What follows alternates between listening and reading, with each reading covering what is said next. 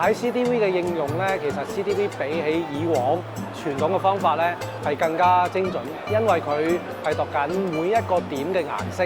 咁所以我哋可以直接用網點去對翻嗰個顏色出嚟嘅效果。你嘅檔案做咗咩嘅網或者有咩顏色，我哋喺印刷可以直接還原翻出嚟嘅，所以喺印刷嗰個控制方面係會更加直接、更加容易，而令到嗰個生產嘅浪費係更加少。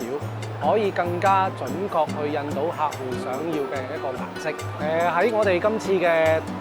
展覽會上面啦，以往我哋都係用緊呢個宣傳單張，咁但係今次為咗展覽嘅形式咧，我哋就印咗呢一張嘅大印章。呢張大印章入邊咧包含咗一啲係product啦，即係話產品嘅情況。另外一個咧就會係一個膚色。有一個女士啦，佢喺嗰個膚色嘅展現，咁你會見到一樣嘢，無論喺 product 佢會係好一啲產品咧，佢會突出咗嗰個嘅立體度啦。然之後喺個膚色咧，其實係一個比較對比度亦都好強烈嘅。咁所以我哋今次係最主要喺今次嘅展覽會上面，我哋亦都展示咗 CTV 喺應用喺平時唔同嘅印刷上面係唔同嘅效果。除咗今次展覽之外，我哋都會喺北京有個印刷展，所以我哋會喺北京嗰度再詳細啲為大家去講解呢個 CTV 嘅技術。